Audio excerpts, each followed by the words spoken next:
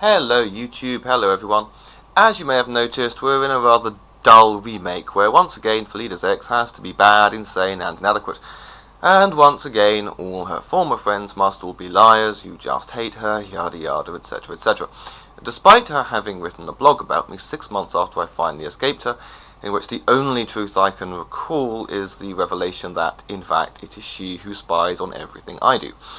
To any witness to that so-called relationship, at least 70% of what I've said is empirically true, and therefore they trust the remainder, whereas they also know empirically that at least half of what she says is lies, including a lot of rehash from earlier smear campaigns, and therefore do not trust what remains, but of course they're all lying cunts, yada yada, etc, etc, as eventually everybody will be according to Felida.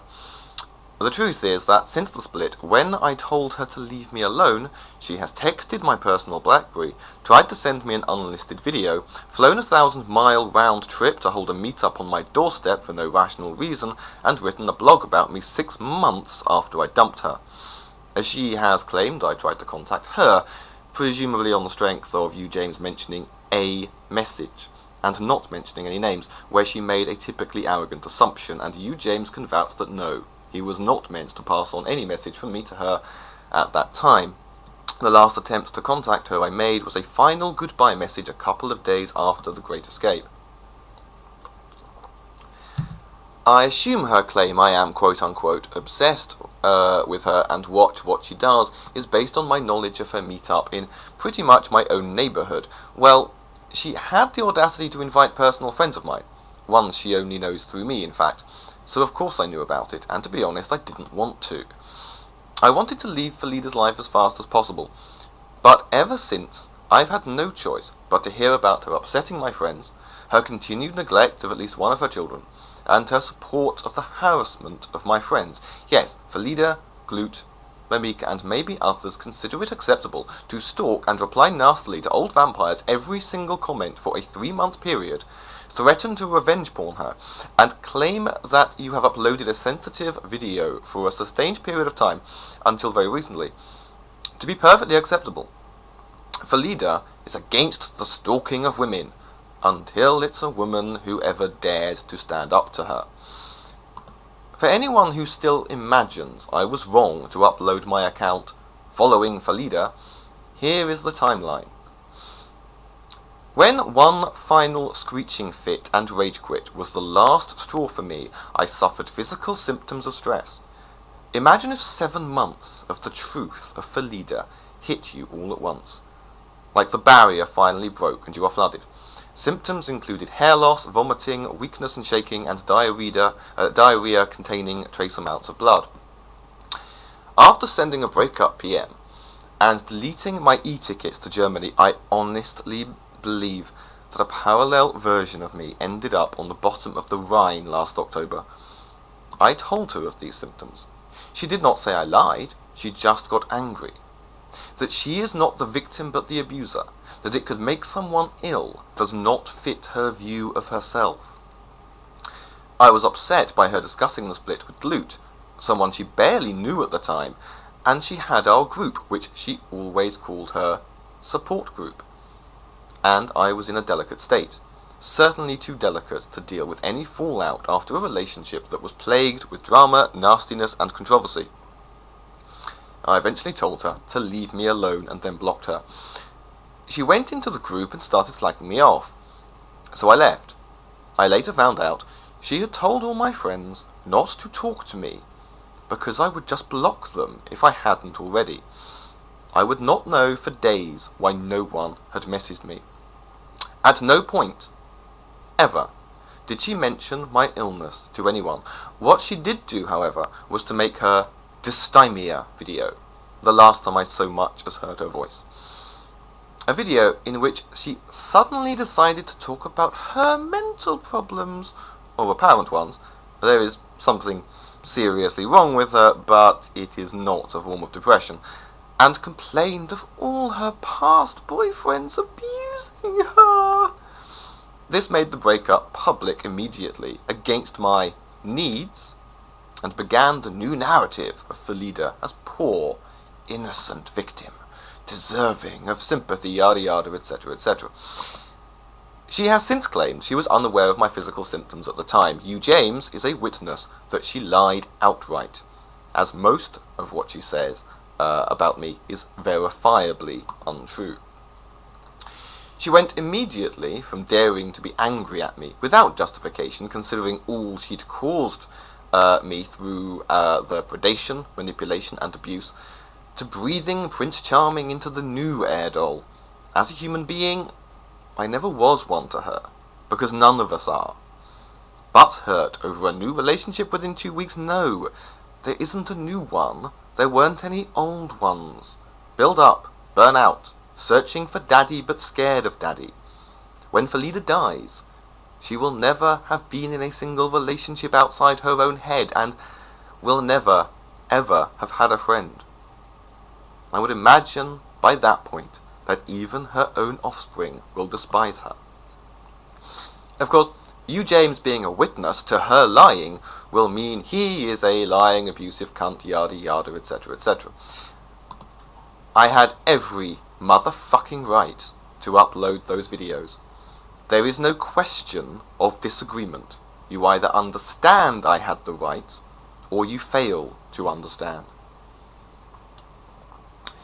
Yes, the limerick I wrote about Felida's youngest was wrong, just as my subsequent video, in which I may also have got a couple of details wrong. Let's not forget, though, that she did change her mind as to which family member she was blaming, and that she went into old Skype chats to delete evidence regarding that matter, something the innocent don't do. It was irresponsible. Came from anger. Hence, I removed it.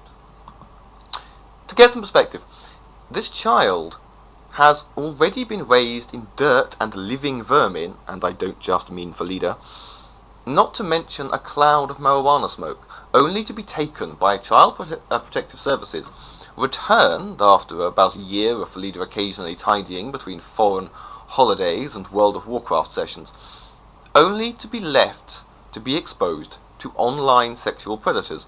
To be fair to her, though, she did at least realise that blaming her own mother was wrong and decided to pass the buck to her ex-husband instead, so she's not all bad. Those kids on the street corners everyone complains about are not the way they are because of poetry. If there's anyone better suited to look after a preteen than Felida, I do know of at least one other obese German who is now equally unemployed. Felida needs to try and paint the ex as inferior to her. I sincerely doubt such a thing exists. Felida will discard a friend because she wants them never to talk to someone who holds her in contempt. How is that even physically possible? Several months ago, when I returned to YouTube, Hugh James tipped me off on two things. One, Felida was planning to try to have me sectioned under the Mental Health Act, textbook behaviour for a serial abuser toward their victim. If sincere, knowing the influence Hugh James has over me, that he acts as a kind of psychological counsellor, in fact, for the first few weeks after the escape, you could say I was under suicide watch, she could easily have suggested he suggest the idea of self-admittance to me. Of course, if you admit yourself, you can discharge yourself, and her aim is to silence, control, and contain. 2. She was constructing a fantasy from the following facts. That I never let her visit where I lived at the time. Alright, I did lie to her. The truth is, I have an anxiety disorder, a mental problem, and use things like writing and painting to cope. The way I am, her screeching fits would have contaminated my creative space, a risk I could not take. I never gave this reason, because it would have caused a screeching fit. Probably one in which she screeched about how she never screeches. That I have admitted mental health problems, and that I had mentioned to Glute that after fleeing back home, having survived her, I was once again within 15 minutes walk of a walk-in centre. I accidentally said mental hospital because it used to be one. The concoction of this quote-unquote deranged psychotic who has already been sectioned fantasy was something I witnessed unfold. When you, James, gave me all of this news, we were both laughing. In reality, I have been tested for everything under the sun, including any possible cause of delusion, and tested negative.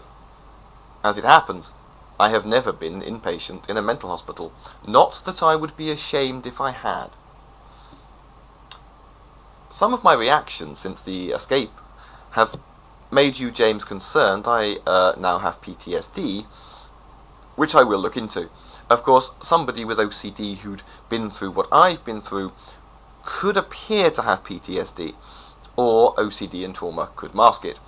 I feel it's hard to explain. Neither OCD nor PTSD causes delusions. Interestingly, when discussing all this with you, James, he actually describes the log with Felida as, quote-unquote, deluded ravings. If people want to cite alcohol, well, actually, I was a self-medicator, and now I have less stress in my life and a real relationship with an actual human. Alcohol is simply no longer a problem. In any case, Felida, who tries to dismiss me as deluded, to paint me as a dangerous psychotic who obsesses over her, and yet recently flew 500 miles in my direction to hold a meet-up in my specific part of London when anywhere would have done, and clearly announced as much, and tried to invite friends of mine, this woman has now stated that it is documented that I was sectioned under the Mental Health Act before. Now, the only way to know that would be if she's seen this documentation, in which case she can produce it.